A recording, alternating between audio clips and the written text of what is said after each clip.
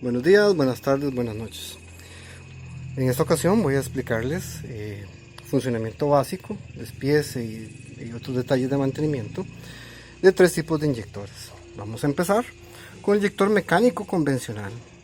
Este tipo de inyector mecánico convencional, su función, pues como la de todos los inyectores, es permitir el paso de la bomba de inyección, el diésel que viene de la bomba de inyección, introducirlo dentro del motor.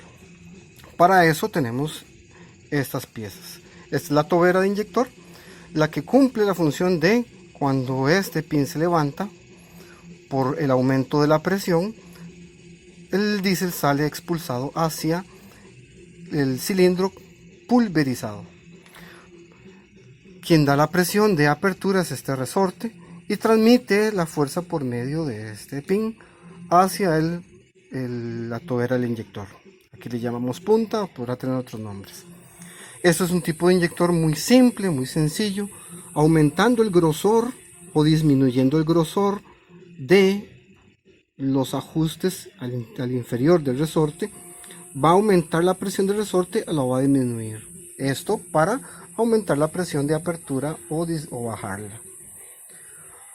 Hay diferentes tamaños, como podemos ver. Este tipo de inyector es muy común, es un inyector muy barato, el mantenimiento es bastante accesible. La pieza de recambio, que es esta, generalmente 80 a los 80.000 kilómetros se recambia. Hay piezas que duran tal vez un poco más, todo va a depender del uso que se le dé al vehículo. Este tipo de inyector, para su mantenimiento se ocupa muy poco presupuesto.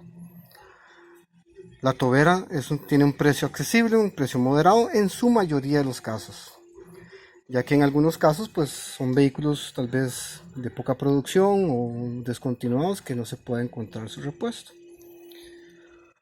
Ahora tenemos un inyector de doble resorte, que es la nueva generación después del anterior.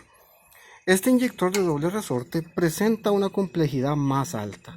Sus componentes tienen más detalles, más compleja su construcción, tiene más componentes que lo hacen más complejo. Este tipo de inyector tiene dos aperturas en dos diferentes puntos de presión para producir un mejor efecto en la combustión dentro del motor. Este tipo de inyector, al igual que el anterior, manejan normalmente unas presiones desde 120 bar aproximadamente, 115, 120, hasta los 200-220 bares.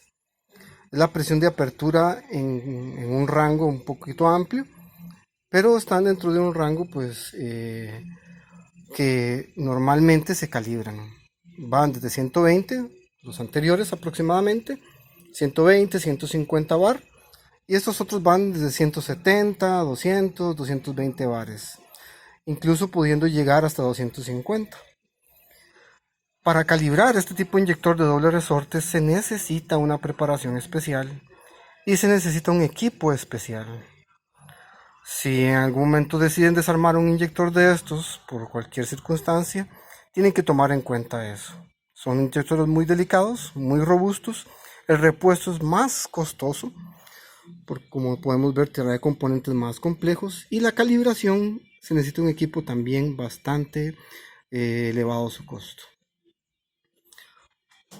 Y ahora por último tenemos hoy en día lo que es RDI o riel común, Common Rail, como podrán conocerlo también. Este tipo de inyector igual representa o presenta en su construcción componentes complejos, componentes que normalmente no vemos en tipos anteriores, y lo hace un inyector con un costo de mantenimiento o de reparación bastante elevado. Este tipo de inyector tiene la pieza que mueve o que acciona, es una pieza eléctrica, en este caso es una bobina. Este es un inyector tipo Bosch. Esta bobina es la única parte eléctrica dentro del inyector. Como podemos ver, la mayoría del inyector es una pieza mecánica.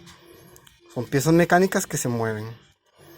En la mayoría de las veces este tipo de inyector, sus fallas vienen dadas por fallos mecánicos.